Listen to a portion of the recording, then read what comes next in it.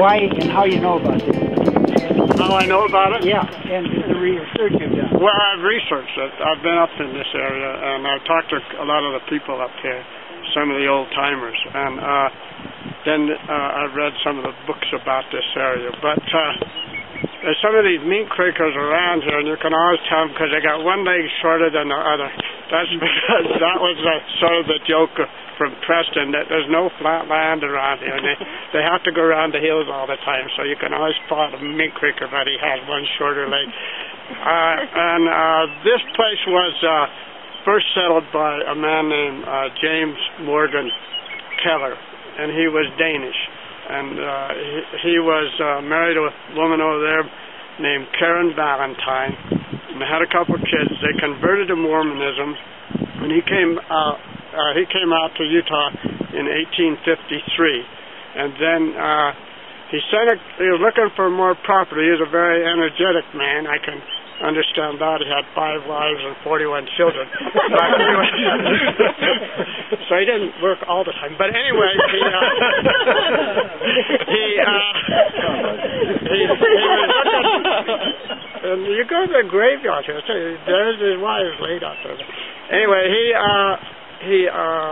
then he was looking for more land, and he sent his son Theodore Keller and his son-in-law, his last name's Olson, I don't remember the first name, to look for some new land.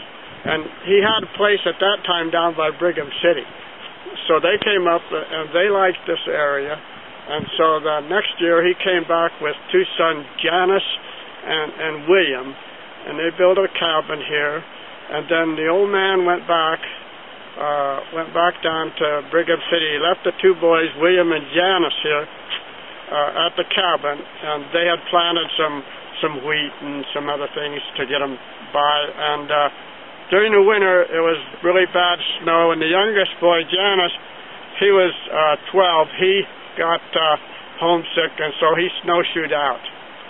But the older boy, William, he stayed here, but the only amusement he had was a violin, and he played the violin, and they said one night he was playing the violin and a bear poked his head in the window. I guess he liked the music. But William never married, but he used to play the fiddle for the people up here. And this is mostly a subsistence type place. People raised their own food. The families would take eggs down to the store and trade them for coffee and flour and things like that. And mostly the main product was dairy farming. They did sell cream to the dairies. Then there is a ghost story up here.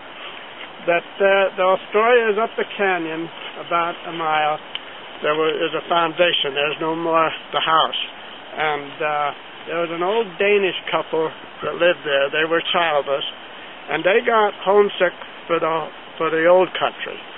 And so they took what money they could raise, and then a nice man named Burroughs came along, and he offered them a little bit for the cabin.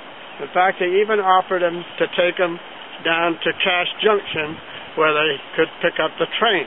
This was supposed to be about 1870 or so. So anyway, they go down, they get in the wagon, and they're all waving to their friends goodbye, and they're off to the old country, with this nice man Burroughs. But they never made it to the old country, and nobody ever heard from him again. So Burroughs and his wife and a couple of daughters, they lived up there in the cabin. And the story got around that there was a ghost up there that was attacking this oldest daughter every night.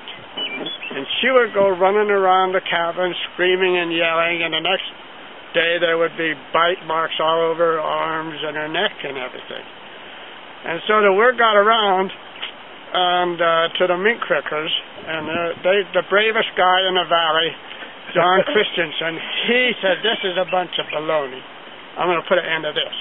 So he goes up there, and he sits with the old man at the table, while the wife and the daughter there in the corner, and he says, "Well, let's see about this ghost business."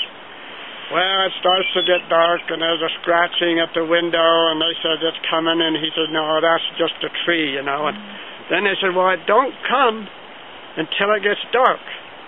So they put out the hurricane lanterns, and they douse the fire, and it's dark. And then from up the valley comes a wind type. And it comes down, and it's just forceful and everything, and it's shaking up everything. And all of a sudden, Christensen starts yelling, "Stay away from me! Don't do that! Stay away!" And the old man lights the fire just a little, and they can see these bony hands around this Christensen's neck. So anyway, they get some more light, and it's all over. And after that, Christensen, he's a believer. So anyway, the Burrows, they get tired of this business. So what they do is they load up, they're leaving, and they're headed down the creek. So I guess it would probably be about like what it is now. And the horse gets to the creek, and the horse won't go across the creek. So the old man, he goes for the whip to whip the horse, and the horse shies, dumps over the wagon, and it kills the man and his wife. And then later on, when they were building the sugar factory down there by Franklin, I think it's Whittier, you can see the old building now, they're digging it up, they find this trunk with these human bones in it. And they think that's the old man and the woman that Burroughs killed. So anyway, that's the story. So that's Mink Creek. This is where you got it. But stay away from that canyon.